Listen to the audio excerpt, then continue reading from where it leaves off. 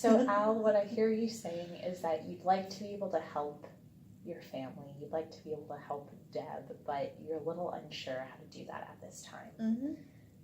I've had the same schedule for 7 years, and so it's hard for me to change it, and I'm the only one that works, so we need that money from my overtime shifts. So I can understand where you kind of see this back and forth a little bit in the way that you want to be able to help your family, but you feel pulled to working these overtime shifts so you can provide financially for Deb and your children at this time. I know that you had shared as well that prior to the death of Deb's parents, Deb was the one that was taking care of the kids in the way of getting them ready for school and probably taking care of their night routines and any homework while you were at work. I want to just a little bit, because I hear that you really want to help, and maybe it's just figuring out how you can best do that at this time while Deb is going through a time and period of grieving. But what do you feel like you're able to do at this time as far as helping the kids? Well, I don't really know, because my shift, since I pick up the shifts, like my schedule every day is different, and so like I would like to take the kids to school and like get them ready, but sometimes like I just have work. I can't do that, and then all of my shifts are scheduled when they come home from school and eat dinner and go to bed, so I don't get to see them at all. So it sounds like the flexibility in schedule is maybe something we need to take a look at and see how it would work to maybe just make your schedule a little more consistent. That way you know when you're going to be home for the kids, and that way Deb would know what help she's able to count for at this time. When you are home and you do see your children, what does that look like? Usually it's sometimes just in passing real quick. Like I might be waking up, because I get home about 11:30 midnight, and so then I just go to bed, and so like I might be like waking up as they're leaving or stuff like that. We might have some more times over the weekend sometimes, but it's just kind of like that running into each other. Because of the overtime shifts that you're taking. Okay. So in passing during the week as well as the weekend, maybe a little, you might be able to see your kids a little bit more during the weekend. Is kind of what I hear. When you are, so those times where you are passing and seeing your kids, even if they're on their way to school or you're on your way to work, what's the quality of your interaction look like with your kids? I feel like my kids and I are really close. I just don't have that time.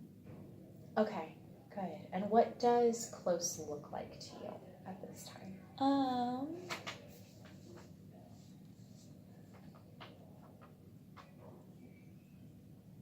So I always try to ask about their day and try to keep up with them and what they're doing.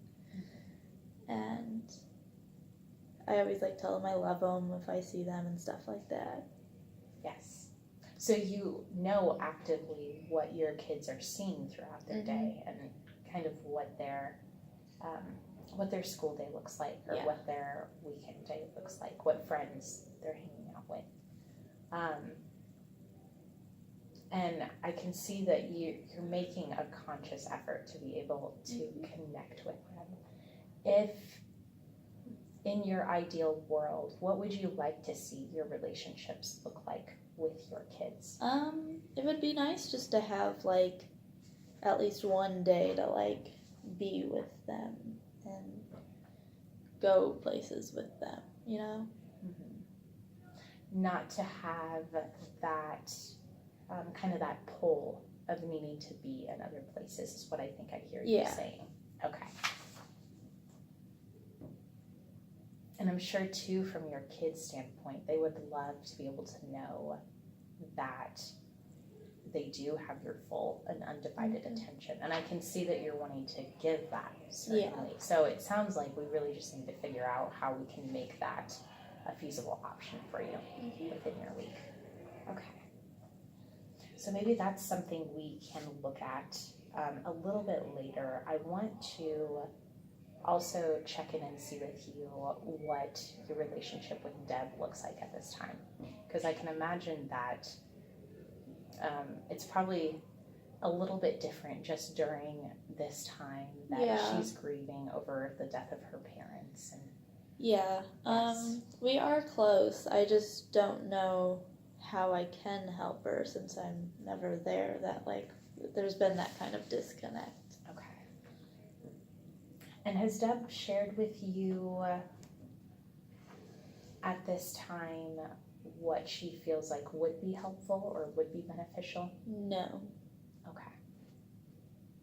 And I can imagine that she might be at a loss for words even too, just since the death of her parents seems to be taking quite a bit of her. There's definitely a disconnect between us. Okay. And as far as the disconnect goes,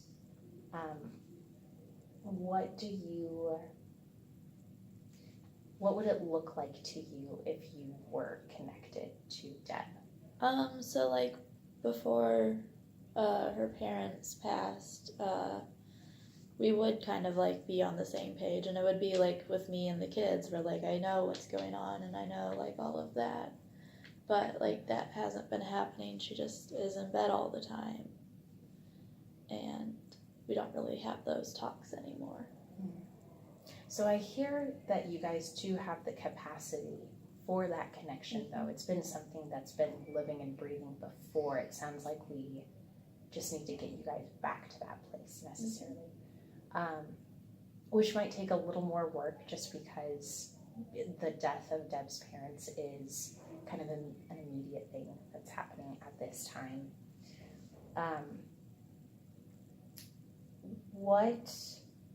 So when you were feeling connected to Deb, what feelings were brought to mind? Happiness, love. Okay.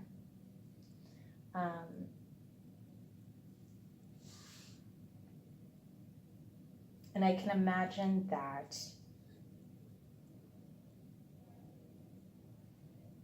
so when you were speaking of being able to connect with your kids in an ideal way, what I heard you saying was that spending time with them is something that you felt like would resolve that. In the past, prior to the death of Deb's parents, do you feel like you had more time when you were feeling connected to Deb, or was time even a factor within that? I think it was about the same, where I just didn't have the time either way, because she was the primary caregiver because she doesn't work, and so all of that was on her, and then I just never had the time with them. Okay. But the times where you were able to sit and connect with Deb were good? Yeah. Okay. Good.